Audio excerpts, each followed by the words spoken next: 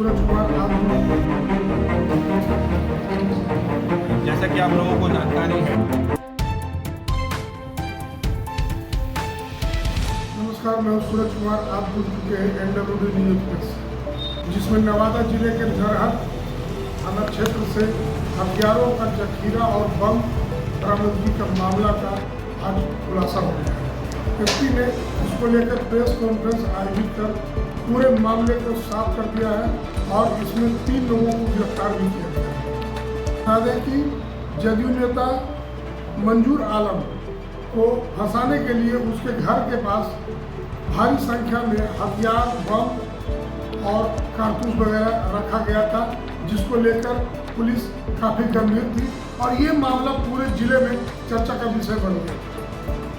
बता दें कि नरहट पंचायत के मुखिया मोहम्मद एहतसाम कैसर उर्फ गुड्डू मुखिया ने मंजूर आलम, जो जदयू के काफ़ी पुराने नेता हैं, उनको फंसाने के लिए इस तरह का खेल किया था और अंत में उसका उद्भेदन पुलिस कर गई है, जिससे पूरे मामला का रफा दफा हो चुका है।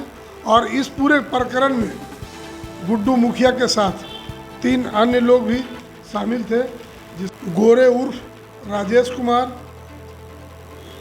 प्रमोद राजवंशी, ये 3 लोग गिरफ्तार हुआ है।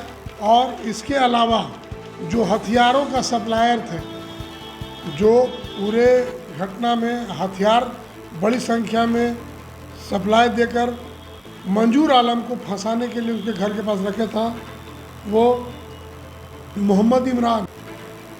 आइए जानते हैं पूरे घटना को लेकर क्या कुछ कह रहे हैं एसपी अमरीश राहुल।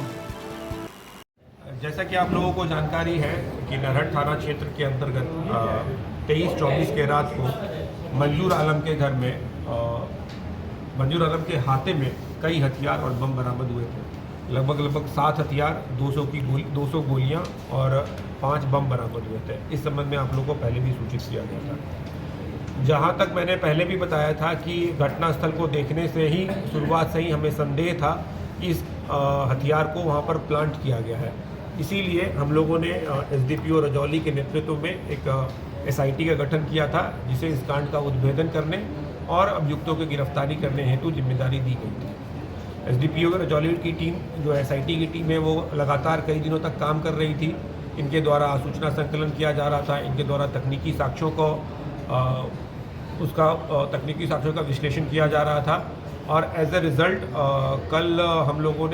आज हम लोगों ने 3 अभियुक्तों को गिरफ्तार कर लिया है।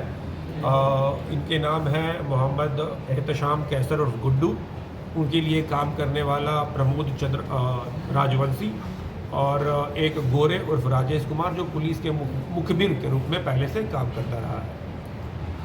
घटना के बारे में जब इन लोगों से पूछताछ किया गया तो इन लोगों ने अपना जो घटना में भूमिका है उसको स्वीकार किया और हमें बताया कि घटना किस तरीके से है।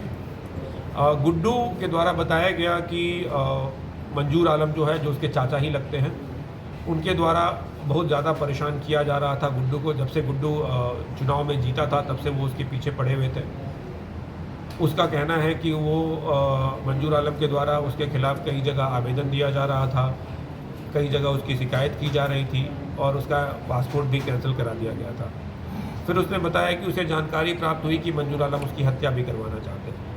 इस जानकारी की सत्यता हमारे द्वारा नहीं की गई है। मंजूर एहतसाम कैसर और गुड्डू को ऐसा लग रहा था कि मंजूर आलम उनकी हत्या करा सकता है।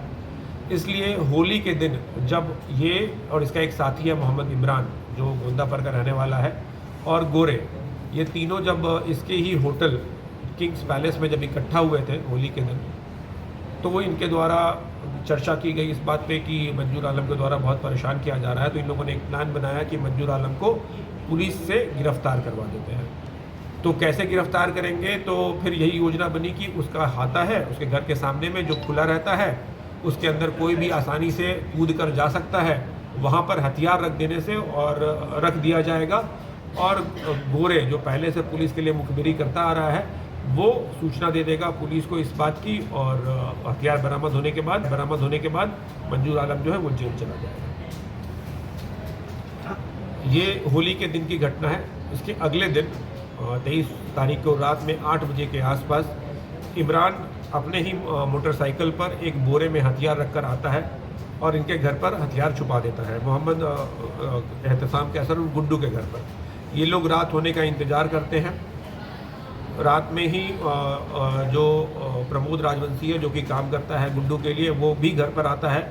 तो गुड्डू के द्वारा बताया जाता है कि तुम इमरान को मंजूर आलम का हाथा दिखा दोगे और हथियार रखने में भी तुम उनकी मदद कर दोगे।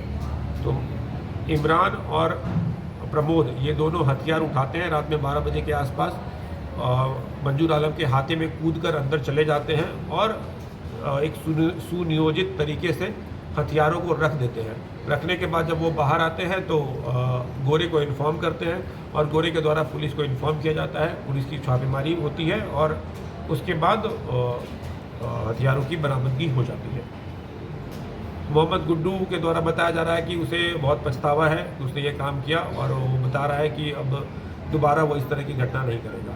मोहम्मद गुड्डू का पूर्व से आपराधिक इतिहास भी रहा है, कुल 5 आपराधिक इतिहास रहे हैं, जिसका डिटेल्स जो है मेरे द्वारा आप लोगों से साझा कर दिया गया। इस तरीके से इस कांड का सफल उद्भेदन हुआ है। इसका एक अभियुक्त जो मोहम्मद इमरान है वो फरार चल रहा है।